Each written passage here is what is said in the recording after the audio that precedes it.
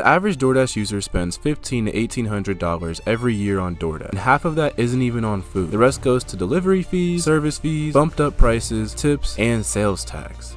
But why? Why is it that a $9 chicken sandwich meal at my local Chick-fil-A costs $18 on DoorDash, and I got $2 off?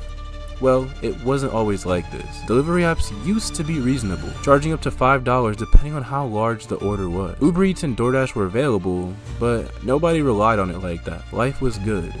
Then, at-home COVID tests. Surviving and staying open during this pandemic. DoorDash shares are higher by about 5%. DoorDash and Uber Eats took over the entire food industry. Orders jumped by 96%. Investors spent $39 billion on food tech in 2021. Food delivery apps were growing faster than nearly any other app in the world, and people actually liked it. We all love DoorDash. Boom, it appears in front of us. It's like the cartoon. I'd rather pay just so I don't have to move. Yeah. I can't leave my home, but thank God they made a thing called DoorDash. Restaurants were competing over DoorDash to promote their business, and even after COVID, it came in extremely handy for those who have a disability, don't have a car, are sick at home, or those who are just really busy. People were loving it.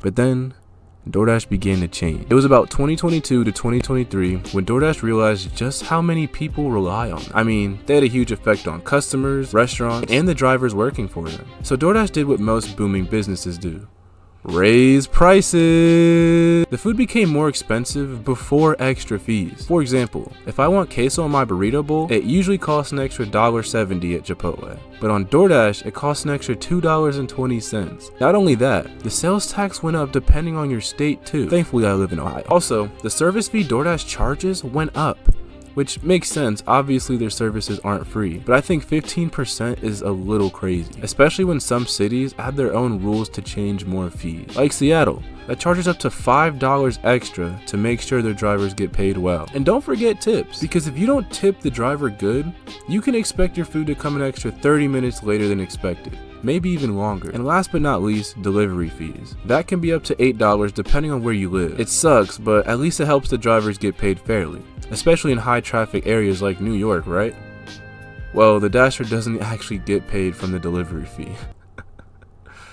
DoorDash only pays Dashers through something called base pay, which is a combination of the distance the Dasher drives, the time it takes the Dasher to get there, and more boring stuff. And that base pay sucks. If I decline and go down to 50, I don't care. DoorDashers are quitting. DoorDash is only paying 17 cents a minute. The money just isn't as good as it used to be. I've been noticing more and more DoorDash drivers quitting. DoorDash takes most of the delivery fee and claims to pay the Dashers enough to cover gas and any car maintenance. Now, I speak as a part-time Dasher myself. They're capping. Dashers make their money from tips. Don't believe me? Here's the time I went dashing on a Saturday evening. I was out for a little under 4 hours and made $103.01.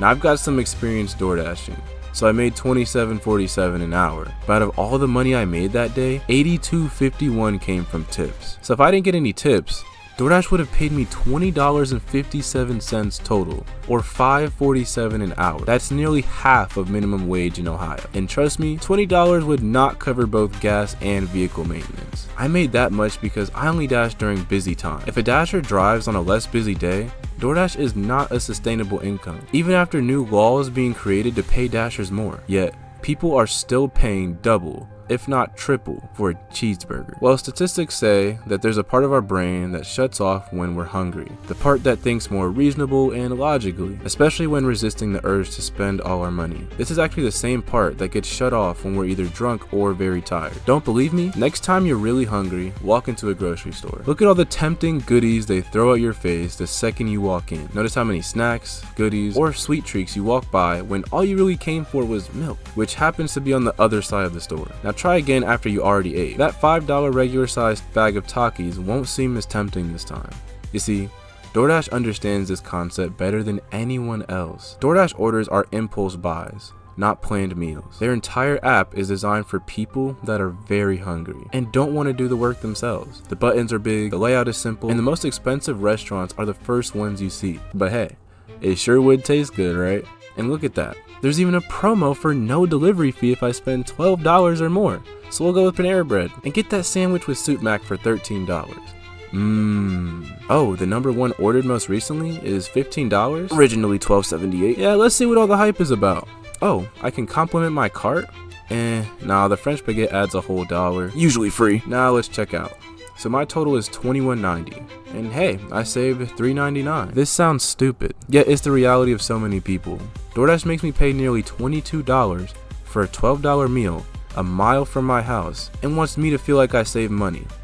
This is bad. Even restaurants have taken notice, but they can't simply leave DoorDash because they lose thousands of orders. Some restaurants even admit that ever since COVID, 85% of their revenue comes from DoorDash, which wouldn't be so bad if DoorDash didn't take such a large cut. For a company to partner with DoorDash, they have 3 options. The basic plan, where DoorDash gets 15% commission. This is a cost-effective way to just be on DoorDash, but not a lot of people will actually see the brand. Then the Plus plan, in which DoorDash takes 25% commission. This is where the brand gets Dash Pass users, and they get a larger delivery zone compared to the basic plan. Then there's the Premier plan.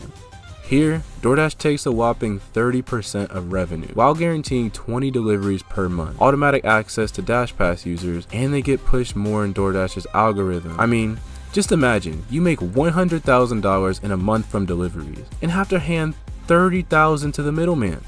I mean, after taxes, paying the employees, and the bills for the building you're working in, there's not much profit in that. Restaurants went from competing to partner with DoorDash to competing for survival over DoorDash's cut. Many restaurants that bump up prices are simply just trying to break even. Others raise them to bring more dine-in customers, so they can eventually leave DoorDash without losing their business. But DoorDash can't have that, because then everyone would be doing it. So in retaliation, DoorDash created the price match rule. This forces restaurants to charge the same on DoorDash as they do in their own stores, or they'll be punished. Meaning they'd be lower in the search results, lose most loved or most featured badges, and have lower sales and orders than ever before. Now, obviously the big guys like McDonald's, Chipotle, and more still charge more because they can afford to, but those smaller mom and pop restaurants get screwed over by this. They're forced to raise prices for their own store, cut staff, and drop out of apps, eventually going bankrupt. They have zero mercy. DoorDash costs so much money because they're jerks and know how to get away with it. Right? Wrong. It's actually the opposite. Now, they could still be jerks, but DoorDash themselves are barely breaking even. The food delivery industry is very tough to scale successfully. A lot of food is cheap, it's expensive to pay all drivers, and you can't automate it like an Amazon warehouse. They have to hire more drivers, which costs a lot more. And it's not just DoorDash. Uber Eats revenue dropped 3 quarters in a row. Grubhub was bought out for double what it's worth now. And DoorDash got their first profitable year in 2024, after being in business for 11 years. Even with restaurants, customers, and drivers dealing with more fees than ever before, DoorDash is barely scrapping by. So next time you're mad at DoorDash, yes, it's expensive, but they're struggling too. Well, now that you know why DoorDash is so expensive, have you ever wondered why all your favorite YouTubers are so rich? Click here to find